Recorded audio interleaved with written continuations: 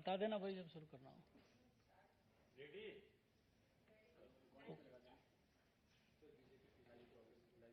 सभी मीडिया के साथियों का बहुत बहुत स्वागत है। आज हमारे बीच में उत्तर प्रदेश के बहुत ही लोकप्रिय और हमारे पार्टी के वरिष्ठ नेता, हमारे उत्तर प्रदेश के उप मुख्यमंत्री केशव मौर्य जी हैं और आप लोगों को संबोधित करेंगे। मेरा आग्रह है केशव मौर्य जी से कि आपको संबोधित करें। धन्यवाद। आदरणीय हमारे श्री अनिल बलूनी जी, जो हमारे भावी सांसद हैं लोकसभा के, संजय मयूर जी, पत्रकार मित्रों, आज आप सबके साथ बातचीत करने का विषय जो SC, ST, OBC के अधिकारों पर कांग्रेस और इंडी गठबंधन के द्वारा डाका डाला जा रहा है, उस विषय पर मुझे आप सबके माध्यम से अपने देशवासियों से कहना है कि जिस प्रकार से OBC का आरक्षण छीन करके कर्नाटक के अंदर मुस्लिमों को देने का काम किया गया है, यह OBC के अधिकारों में डाका डालने का प्रयास है। भारतीय जनता पार्टी सदा से सबका साथ सबका विकास की पक्षधर रही है। कांग्रेस का इतिहास सदैव तुष्टीकरण की घटिया और घिनौनी राजनीति से भरा रहा है। जिस प्रकार से कांग्रेसी प्रधानमंत्री श्री मनमोहन सिंह जी ने अपनी जो नेशनल काउंसिल की जो बैठक 9 दिसंबर 2006 को संपन्न हुई थी, उस बैठक में कहा था कि देश के संसाधनों पर पहला हक मुसलमानों का है। यह भारत के संविधान के विरुद्ध था। संविधान निर्माता बाबा साहब भीमराव अंबेडकर सहित संविधान सभा के सभी सदस्यों की भावनाओं के विपरीत था। कांग्रेस की यह जहरीली मानसिकता प्रारंभ काल से, मैं बाबा साहब जी का एक भाषण जो 27 अक्टूबर 1951 में उन्होंने कहा था कि पंडित जवाहरलाल नेहरू जी ने, वो प्रधानमंत्री के रूप में, कांग्रेस के अध्यक्ष के रूप में, उन्होंने कभी दलितों के हित की बात नहीं की। जब भी वह बात करते थे तो केवल मुसलमानों के हित की बात करते थे। देश का विभाजन भी हुआ, उसका दंश देश ने झेला और बड़े पैमाने पर नुकसान भी हुआ। और जो भारतीय जनता पार्टी की ओर से यह आरोप है कि देश के संसाधनों पर पहला हक मुसलमानों का है, यह प्रधानमंत्री के रूप में मनमोहन सिंह जी ने एक बार नहीं, दूसरी बार भी मुंबई की एक प्रेस कॉन्फ्रेंस में उन्होंने इस बात को दोहराया भी था कि इस देश के जो संसाधन है उस पर पहला हक मुसलमानों का है। कांग्रेस के ही द्वारा कर्नाटक के अंदर मंडल आयोग की सिफारिश जो आई थी, उस सिफारिश के अनुसार जिन मुस्लिम समाज के लोगों को उस सूची में शामिल नहीं किया गया था, उनको भी आरक्षण देने का फैसला कांग्रेस की कर्नाटक सरकार ने किया है।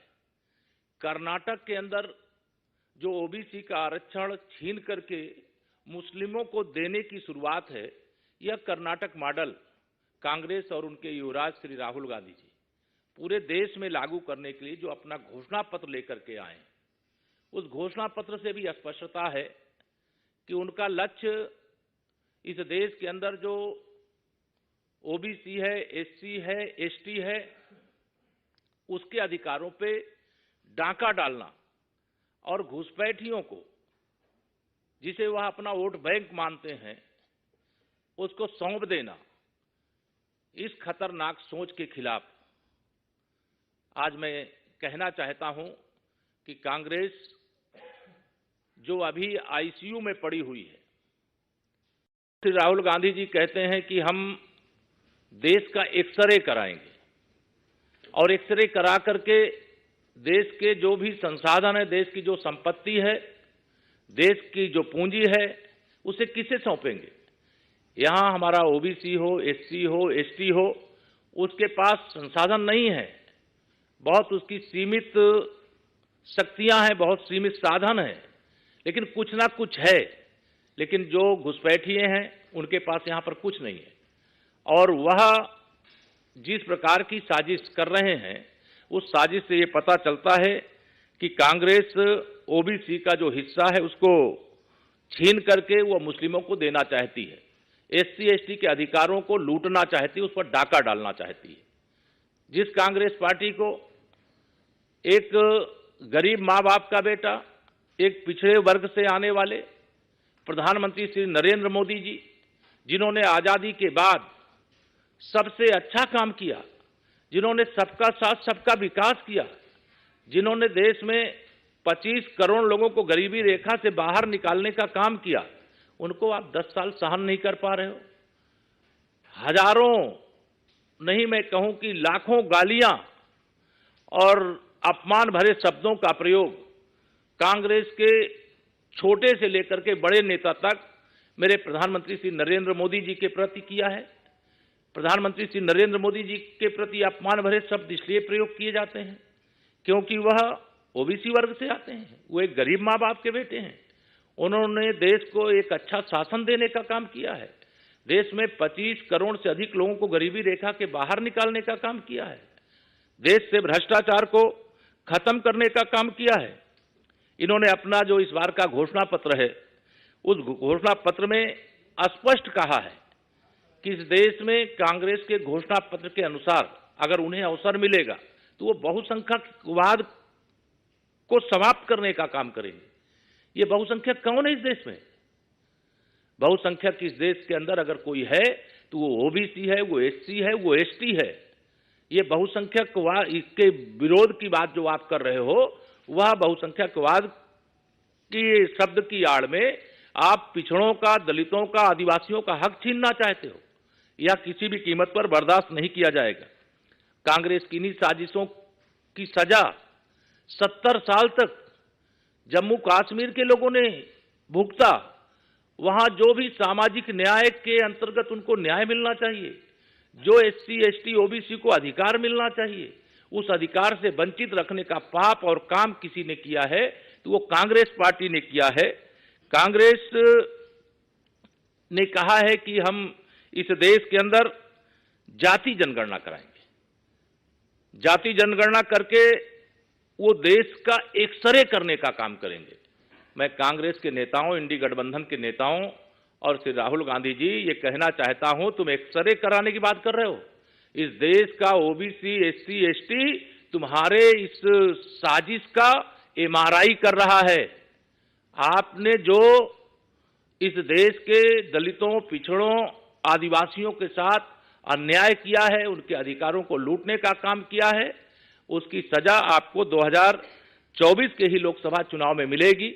आपको इसी देश की जनता ने जिस प्रकार से आपके कारनामे थे उसकी सजा देने का काम किया है, और उस सजा का कारण एकमात्र है कि कांग्रेस ने कभी भी जो इस देश का बहुसंख्यक समाज है, एससी एसटी ओबीसी, उसकी सदा उपेक्षा किया है।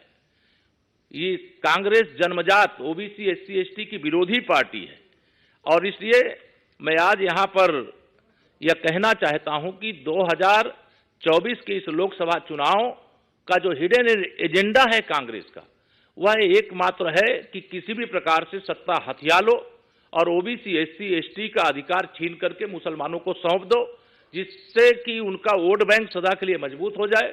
और यह बात किसी भी कीमत पर देश भी बर्दाश्त नहीं करेगा, पिछड़ा वर्ग भी बर्दाश्त नहीं करेगा, एससी एसटी भी बर्दाश्त नहीं करेगा, और कांग्रेस को इसका जवाब देना होगा। और जो कांग्रेस के सहयोगी दल हैं, मैं उनको भी कहना चाहता हूं, चाहे वो उत्तर प्रदेश के अंदर हो, चाहे बिहार के अंदर हो, चाहे देश के किसी राज्य के अंदर हो, ये कर्नाटक के अंदर ओबीसी का आरक्षण छीन करके जो मुसलमानों को देने का एक तरह से प्रारंभ किया गया है, इस पर वह मौन क्यों है, इस पर वह जवाब दें और उनको जवाब देना पड़ेगा, उनको हिसाब देना पड़ेगा।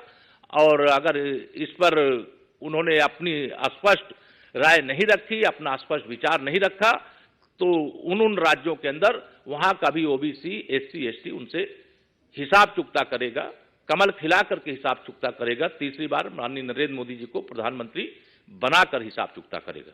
जी बहुत बहुत धन्यवाद। प्रज्ञा प्रज्ञा सर, एक तो सुप्रीम कोर्ट से बहुत बड़ा डिसीजन आया है कि वीवीपैट नहीं, जो कह रहे थे बेसिकली पेपर बैलेट करें, उसको मना कर दिया गया। अपोजिशन के लिए एक तरीके से सेटबैक है।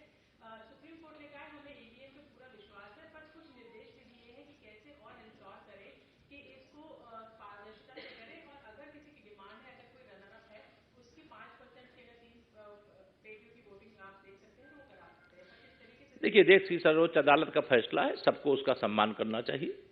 और आज का चूंकि विषय मेरा जो था, मैं पिछड़े वर्ग से आता हूं, मेरे प्रधानमंत्री जी पिछड़े वर्ग से आते हैं, जो ओबीसी, एससी, एसटी के अधिकारों पर कांग्रेस और इंडी गठबंधन ने मिलकर के डाका डालने का प्रयास किया है।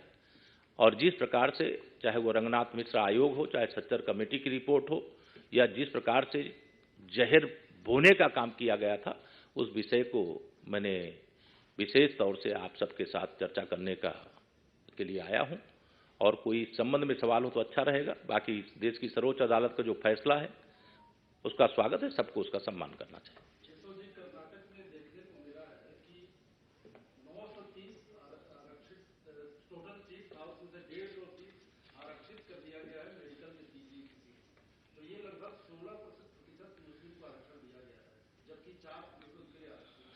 तो इस तरह का मॉडल क्या आपको लगता है कि कांग्रेस आगे पूरे देश? ये कांग्रेस का कर्नाटक मॉडल वह पूरे हिंदुस्तान में लागू करना चाहते हैं। 4% भी क्यों?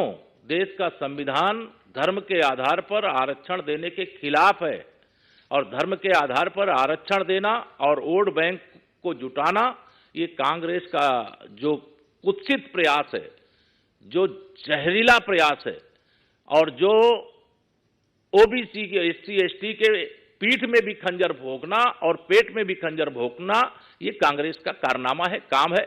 इसका जनता हिसाब करेगी और इसका कांग्रेस को और उसके जितने भी साथी दल हैं उनको जवाब देना पड़ेगा। बहुत धन्यवाद। धन्यवाद।